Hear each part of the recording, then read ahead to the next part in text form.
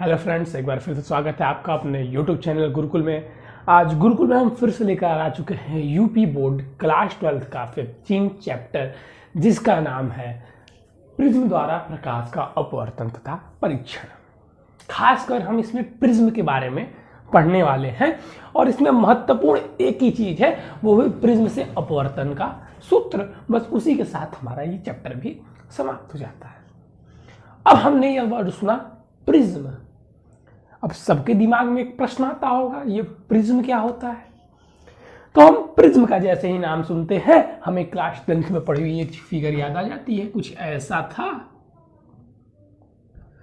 और ये लाइट आती थी, ऐसे ऐसे 7 रंग निकलती थी, रेड, वायलेट, ब्लू, ग्रीन। ये चीजें हमने पढ़ी थी। हमने अभी तक प्रिज्म के बारे में बस यही चीजें पढ़ी हुई हैं, लेकिन ये होता कैसे है, होता क्या है, प्रिज्म क्या होता है, ये किरण ऐसे क्यों निकलती हैं, इसको क्या कहते हैं, ये सारी चीजें अभी तक हमने नहीं पढ़ी हैं। मैंने शुरू में ही आपको, जब आप क्लास 12 में आए थे तो आपको बताया था कि हम वो सारी चीजें पढ़ेंगे जो अभी तक बस हम ऊपर से उसका ध्यान दिए, उसका हम गहन अध्ययन करेंगे। तो हम पढ़ने वाले हैं प्रिज्म में। तब तो हम क्लास 10 में है नहीं, हम तो क्लास 12 में है। तब इससे तो बस हमारा काम चलने वाला है नहीं, हमें तो अब पता होना चाहिए ना कि प्रिज्म क्या है। तो इससे पहले कि हम ये देखें, हमें ये पता होना चाहिए कि प्रिज्म है क्या, प्रिज्म कहते किसे हैं, प्रिज्म में होता क्या क्या है, और ये लाइट कैसे ऐसे आती है जाती है, इसको कहते क्या है, ये सारी चीजें, क्या प्रोसेस होता है, सारी चीजें हम पढ़ेंगे। तो चलिए हम पहले अपना स्टार्ट करते हैं अपने टॉपिक से, प्रिज्म से। प्रिज्म क्या होता है? तो देखिए बच्चों, प्रिज्म दो समतल पारदर्शी पृष्ठों से घिरा हुआ एक तल होता है। अर्थात दो समतल पृष्ठों से घिरा हुआ, दो समतल पृष्ठों से किसी कोण पर घिरा हुआ। जैसे देखिए, ये दो समतल, एक समतल पृष्ठ हो गया और ये दूसरा समतल पृष्ठ हो गया, ठीक है। इन दो समतल पृष्ठों से किसी कोण पर, ये देखिए इनके बीच में कोई कोण है ना, घिरे हुए अपवर्तक तल को ही हम लोग क्या कहते हैं? प्रिज्म कहते हैं। क्या कहते हैं? प्रिज्म कहते हैं। अब देखिए, यहां से छोटी छोटी बातें अब हमको समझनी होंगी, जैसा कि हमने लेंस में समझा था, जैसा कि हमने अपवर्तन में, दर्पण में समझा था, उसी प्रकार से हमें प्रिज्म में भी कुछ कुछ बातें सीखनी होंगी। तो वो क्या क्या है, जानिए। पहला चीज, इसे हम प्रथम तल कहते हैं और इसे द्वितीय तल कहते हैं, ठीक है। उसके पश्चात में ये जो जिस कोण पर दोनों झुके हुए होते हैं, दोनों, इसे हम लोग क्या कहते हैं? अपवर्तक कोण। अपवर्तक कोण। और इसे हम लोग ए से प्रदर्शित करते हैं। क्या करते हैं? इस कोण को हम अपवर्तक कोण कहते हैं, जिसे हम ए से प्रदर्शित करते हैं। अब हमसे कोई यह प्रश्न पूछ सकता है कि अपवर्तक कोण किसे कहते हैं? तो प्रिज्म के दोनों पृष्ठ जिस कोण पर एक दूसरे से मिलते हैं, या जिस कोण पर झुके हुए होते हैं, एक दूसरे के संपर्क में जिस कोण पर झुके हुए होते हैं, उस कोण को ही हम क्या कहते हैं? अपवर्तक कोण कहते हैं। चलिए, अब इतना समझ में आ गया। अब अगर हमसे कोई पूछे कि सर, जैसे हम लोग नॉर्मल, जैसे हम लोग लेंस में क्या करते थे? अभिलंब ड्रॉ करते थे, अभिलंब खींचते थे, तो इसमें भी अपवर्तन होगा, तो इसमें भी कहीं अभिलंब आएगा? हाँ भाई, अभिलंब तो आएगा। अब अभिलंब कैसे आएगा? तो सेम प्रोसेस है। लेंस में क्या रहता था कि हम जानते थे कि अगर किसी लेंस के वक्रता केंद्र से एक सीधी रेखा लेंस पर डाली जाए तो वो उस पर अभिलंब होता है। अभिलंब का मतलब ये लंबवत, अभिलंब, लंब मतलब लंबवत, जो 90 डिग्री के अंश पर हो। तो अगर हम किसी रेखा को ऐसे खींचे जो अपवर्तक पृष्ठ पर 90 अंश की रेखा, अर्थात अभिलंब हो, 90 अंश की रेखा बनाती हुई जाए, तो इसे हम क्या बोलेंगे? अभिलंब बोलेंगे, ठीक है। नॉर्मल इसे हम n से डिनोट करते हैं, सेम इसी प्रकार इस पे भी अभिलंब कुछ ऐसा होगा। तो ये चीजें हमें पहले आनी चाहिए। अभिलंब किसे कहते हैं? अभिलंब बनता कैसे है, ठीक है।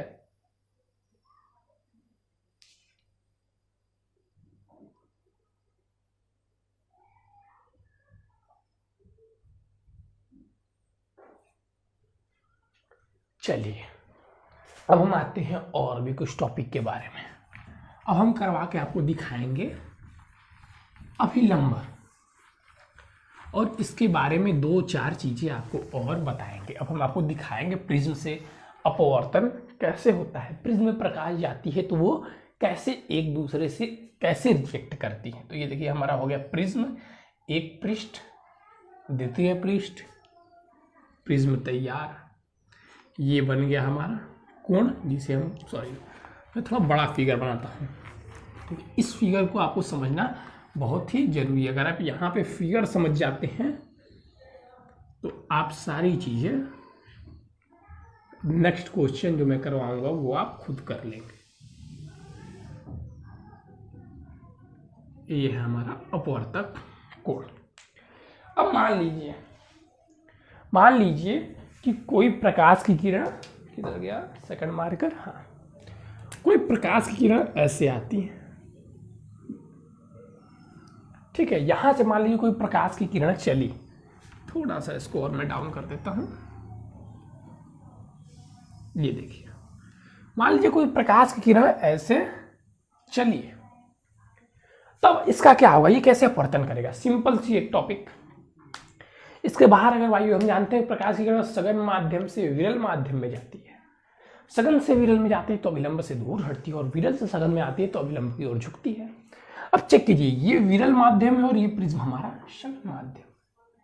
तब इस परिस्थिति में क्या होगा, हमें पहले तो अभिलंब चाहिए। हाँ सर अभिलंब तो चाहिए, हम खींच लिए अभिलंब, हम अभिलंब खींच लेते हैं। अभिलंब क्या होता है, अपवर्तक पृष्ठ के लंबवत कोई रेखा, ये लीजिए,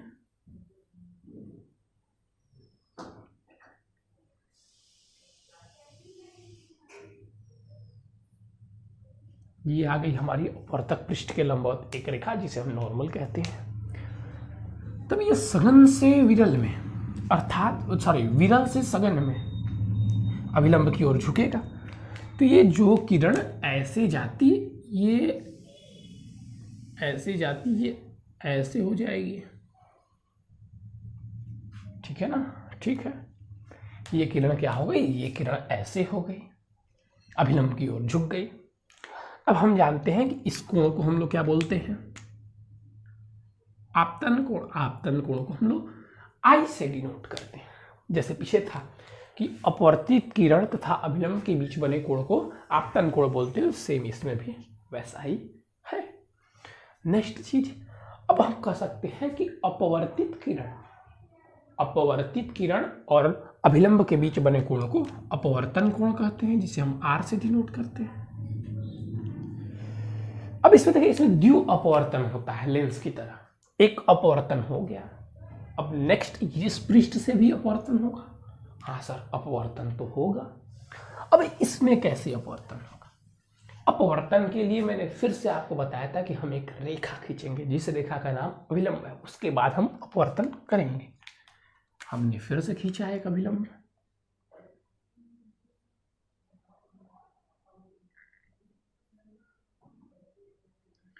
ये कुछ ऐसे यहाँ पर अभिलंब मिल जाते हैं।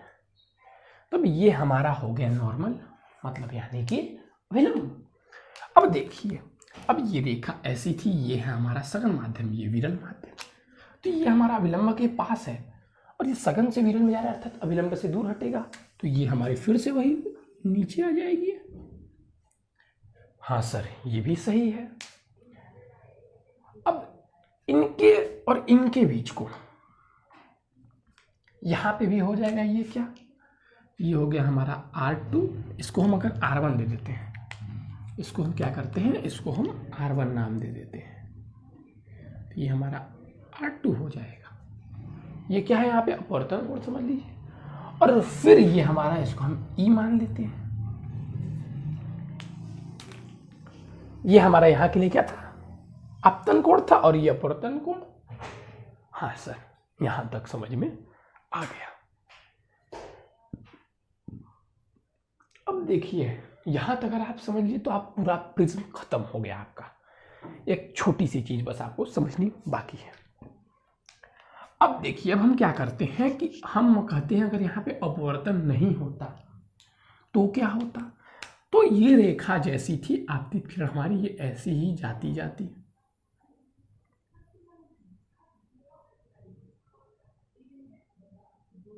ठीक इसी प्रकार ये रेखा भी ऐसी ही जाती जाती।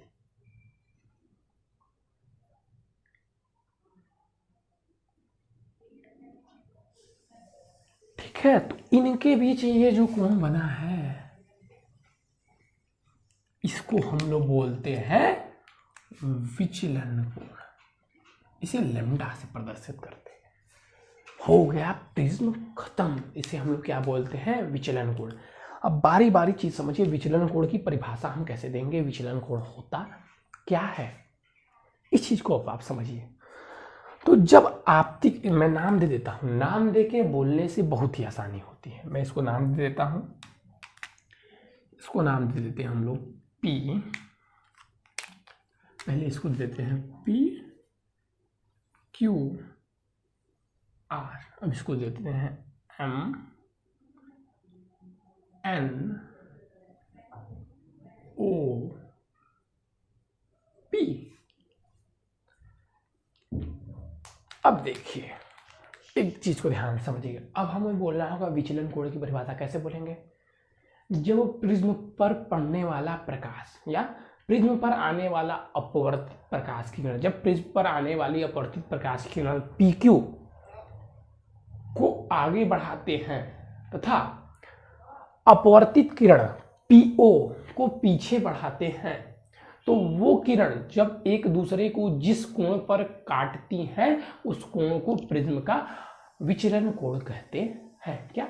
जब अपवर्तित, जब आपतित किरण P, जब आपतित किरण MN को आगे बढ़ाया जाता है तथा अपवर्तित किरण PO को पीछे की दिशा में बढ़ाया जाता है, तो ये दोनों किरण एक दूसरे को जिस कोण पर काटती हैं उन्हें विचलन कोण कहते हैं। इसको हम लोग क्या बोलेंगे? विचलन कोण बोलेंगे। हाँ सर, अब समझ में आ गया विचलन कोण क्या होता है। समझ रहे? मतलब यहां पर ये ऐसे जा रही है, तो ये अगर सीधे जाती है अर्थात इसके ऐसे जा रही है, ये प्रिज्म के कारण ऐसे हो गई, ये ऐसे जाना चाहती थी, तो ये कितना विचलन हो गई, यही हमें ये बताता है विचलन कोण। समझ में आ गया? हाँ सर, समझ में आ गया। तो अगर आपको इतनी चीजें समझ में आ गई हैं, अगर आपको इतनी चीजें समझ में आ गई हैं तो आप बहुत ही अच्छे हैं। सेम फिगर मैं इसके बाद भी बनाऊंगा। आप बहुत आगे हैं, अभी अपने आप को आगे समझ लीजिए कि हम क्या है, बहुत ही आगे हैं, क्योंकि ये फिगर हमें एक बार और पढ़ना है। चलिए अब हम नेक्स्ट पे आते हैं। ये चीजें हमें पता चल गई। ये फिगर समझना बहुत जरूरी था आपके लिए, बहुत जरूरी था। अब देखिए विचलन कोण ये सब चीजों को बताता नहीं है, मैं आपको बता रहा हूं विचलन कोण का संबंध। अब विचलन कोण का संबंध, विचलन कोण का संबंध क्या है, विचलन कोण किस चीज पर निर्भर करता है, ये सारी चीजें मैं आपको बताऊंगा। तो लिखते हैं यहाँ पे, देखिए मैं आपको सबसे इंपॉर्टेंट, तो इससे ये बहुविकल्पीय प्रश्न पूछे जाते हैं। ठीक है, तो विचलन कोण की निर्भरता, विचलन कोण जिसे हम लैम्डा से प्रदर्शित करते हैं की निर्भरता,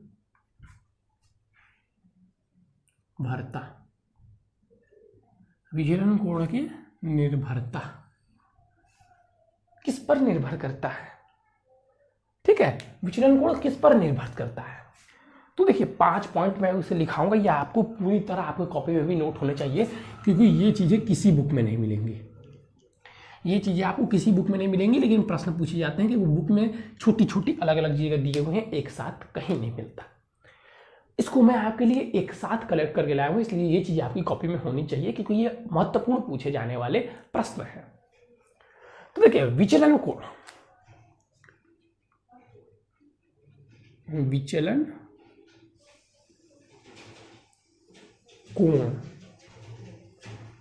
प्रिज्म के, प्रिज्म विचलन कोण प्रिज्म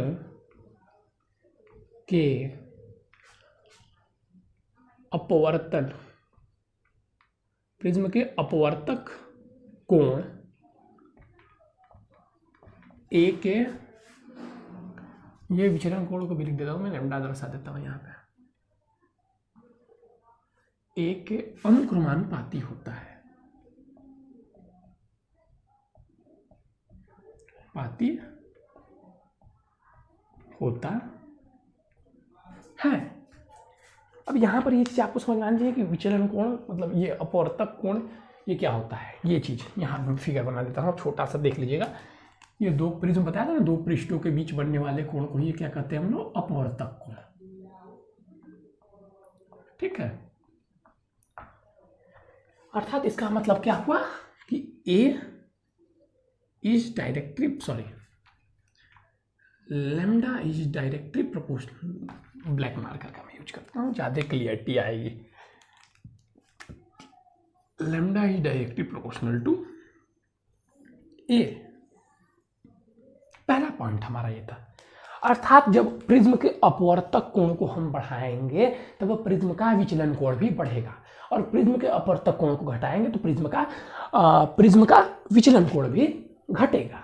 ये चीज हमें एक पॉइंट समझ में आ गई। ठीक है, दूसरी पॉइंट, विचलन कोण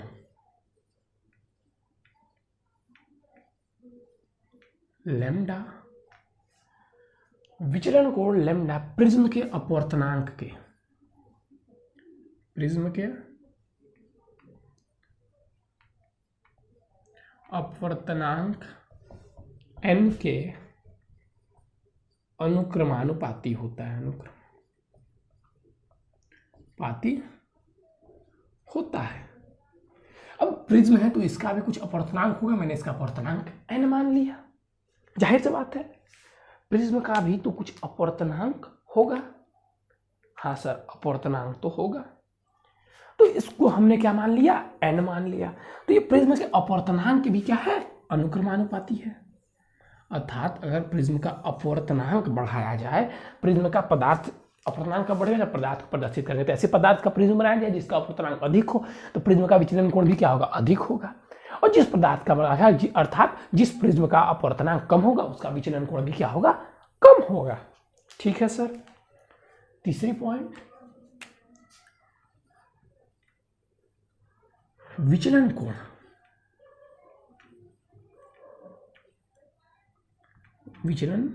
कोण लैम्डा प्रिज्म पर आपतित प्रकाश के तरंगदैर्ध्य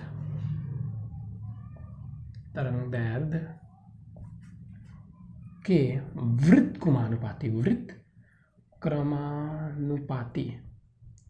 तरंगदैर्ध्य के व्युत्क्रमानुपाती होता है। अर्थात ये जो हमारा तरंगदैर्ध्य को हम किससे डिनोट करते हैं, लैम्डा से। अर्थात सिग्मा जो होगा हमारा ये क्या होगा, व्युत्क्रमानुपाती है लैम्डा के। अर्थात अगर हम प्रिज्म पर आपतित प्रकाश, मान लीजिए जो ऐसे हमारी ये प्रकाश आई, तो ये जो हमारी प्रकाश आ रही है आपतित प्रकाश, इसका कुछ ना कुछ अपना तरंगदैर्ध्य होगा। तो अगर हम प्रकाश की तरंगदैर्ध्य को कम करते हैं तो प्रिज्म का अपवर्तक कोण, प्रिज्म का विचलन कोण बढ़ेगा, और अगर अपवर्तनांक को बढ़ाते हैं तो प्रिज्म का अपवर्तन कोण घटेगा। जस्ट उल्टा, व्युत्क्रमानुपाती मतलब उल्टा होता है। ठीक है, चौथा,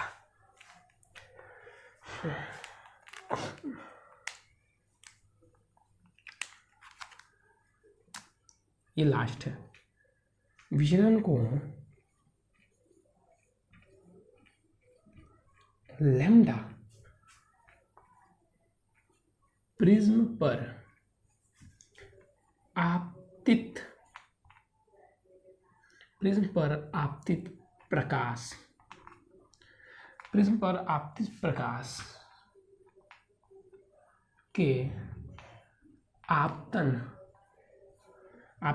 के आपतन कोण को बढ़ाने पर घटता है, तथा एक एक विशेष का अर्थ है या एक निश्चित आपतन,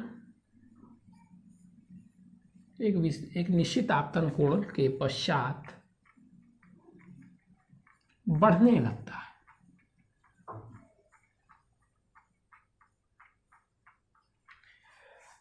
अर्थात न्यूनतम किसी एक विशेष, ध्यान रखिए जो मैं अब बात बताने वाला हूं, क्योंकि ये पॉइंट इंपॉर्टेंट है, तो इसे बड़े घुमा के पूछा जाता है।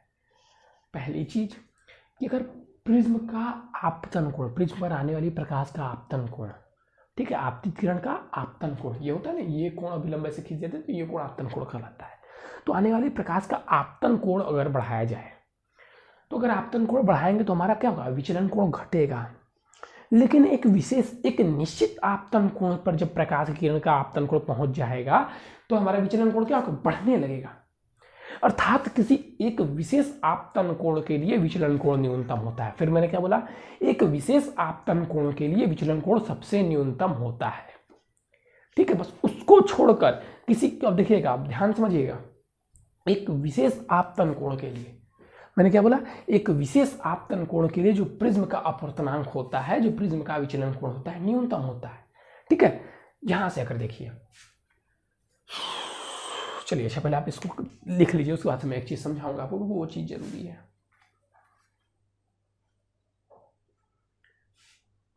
ठीक है, स्क्रीनशॉट ले लीजिए, इंपॉर्टेंट चीज है।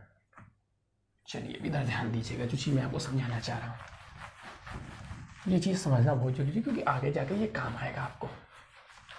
आगे नहीं, मतलब आगे का मतलब है एग्जाम टाइम में, समझिएगा। यही फोर्थ वाला पॉइंट मैं आपको समझा रहा हूँ, उसको समझाने के लिए हमें स्पेस चाहिए।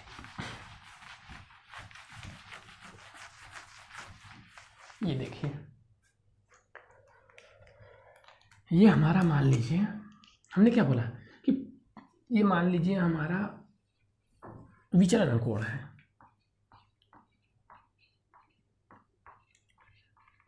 और ये हमारा क्या है, आपतन कोण।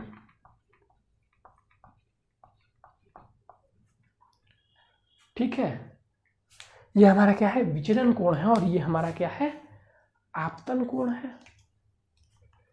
अब ये देखिए, हमने क्या आपसे बोला कि जब हम आपतन कोण को बढ़ाते हैं, जैसे मान लीजिए यहाँ पे आपतन कोण ऐसे था, यहाँ पर आपतन कोण कम था तो विचलन कोण अधिक था, फिर हमने आपतन कोण यहाँ पे बढ़ाया। रुकिए मैं आपको डिनोट करके बताता हूँ तो आपको ज़्यादा समझ में आएगा अच्छे से। ये मान लीजिए नीचे से, यहाँ से ना, 1 2 3 4 5 6 7, सॉरी इसको 10 कर लीजिएगा, 10 20 30 40 50 60 70 80, इसी प्रकार 10 20 30 40 50 60 70 80, ये हमारा क्या है, कोण है, ठीक है। अब यहाँ से देखिए, मान लीजिए जब हमारी विचलन कोण, जब आपतन कोण 10 डिग्री था तो हमारा विचलन कोण 80 था। अब हमने क्या किया, आपतन कोण बढ़ाना प्रारंभ कर दिया। जब हम आपतन कोण बढ़ाएंगे तो विचलन कोण घटेगा। हमने मान लीजिए आपतन कोण 20 लाया तो ये हमारा 70 हो गया।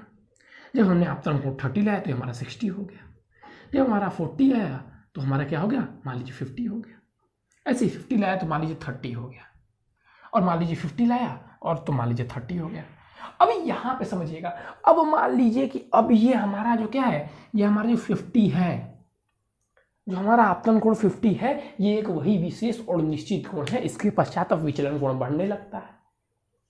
तो अगर इस प्रिज्म के लिए 50 के बाद विचलन कोण बढ़ने लगता है तो फिर हम आपतन कोण बढ़ाएंगे तो ये बढ़ना, विचलन कोण बढ़ने लगेगा। फिर से ये 60 40 60 70 80, ये ऐसे होने लगेगा। कुछ इस प्रकार का ग्राफ जाएगा कर्व की तरह।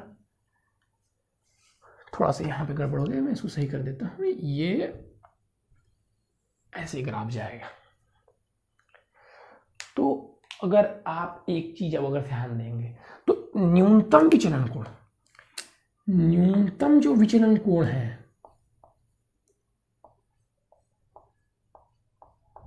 न्यूनतम,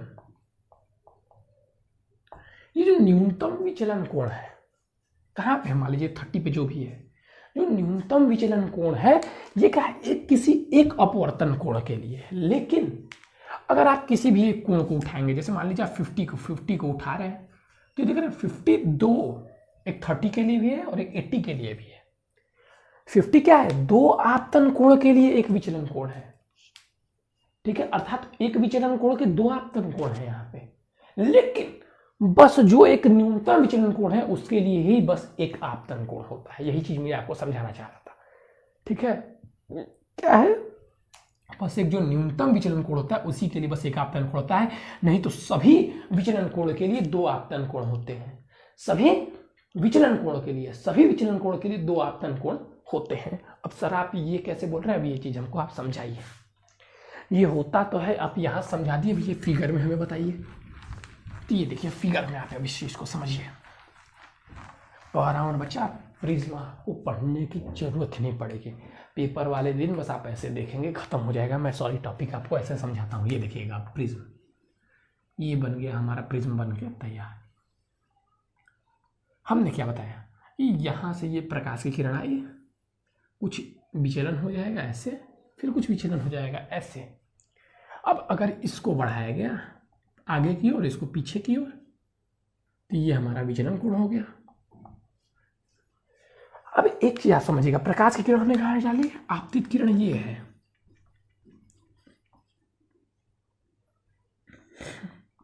ठीक है। आपतित किरण क्या है, ये है, और ये अपवर्तित किरण है। अब यहां से ये अभिलंब ऐसे है और यहां से ये अभिलंब ऐसे, ये कोण ई था, ये मान लीजिए आई है।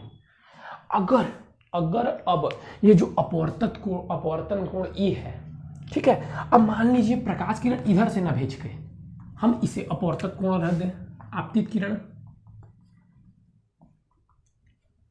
और ये हो जाए हमारा अपवर्तित किरण, क्योंकि ऐसे ही आएगा ना, सेम ऐसे ही जाएगा। तब तो यहाँ पे ई हो गया आपतन कोण और ये हो गया आई अपवर्तन कोण, लेकिन विचलन कोण तो सेम ही आएगा। आपतन कोण और अपवर्तन कोण बदल गया, लेकिन विचलन कोण तो सेम है। अर्थात किसी एक विचलन कोण के लिए दो आपतन कोण है। कैसे हैं, समझ में आ गया। अब देखिए फिगर आप देख के समझिए कैसे हैं, ये चीज आपको अब समझ में आ गया होगा, ठीक है। अब इससे अच्छे से आपको पूरे यूट्यूब पे कोई नहीं समझा सकता, ठीक है। तो एक न्यूनतम विचलन कोण को छोड़कर सभी विचलन कोण के लिए दो आपतन कोण होते हैं। चलिए आज के लिए बस बच्चों इतना ही। इसके बाद हम लेके आएंगे तो उसमें आपको बताएंगे प्रिज्म के अपवर्तन का सूत्र, ठीक है। तो इस लेक्चर में हमने आपको जो समझाया, एक बार आप अपनी बुक को जरूर खोलें, उससे ये चीज़ें समझें, रीड करें, और फिर नेक्स्ट वीडियो जो आएगा उसे देखें। हम आपके साथ बने रहेंगे। आप हमारे चैनल को प्लीज सब्सक्राइब करें और इस वीडियो को ज़्यादा से ज़्यादा लोगों के पास पहुंचाएं ताकि सबका प्रिज्म क्लियर हो सके। तो थैंक यू बच्चों, हैव अ नाइस डे।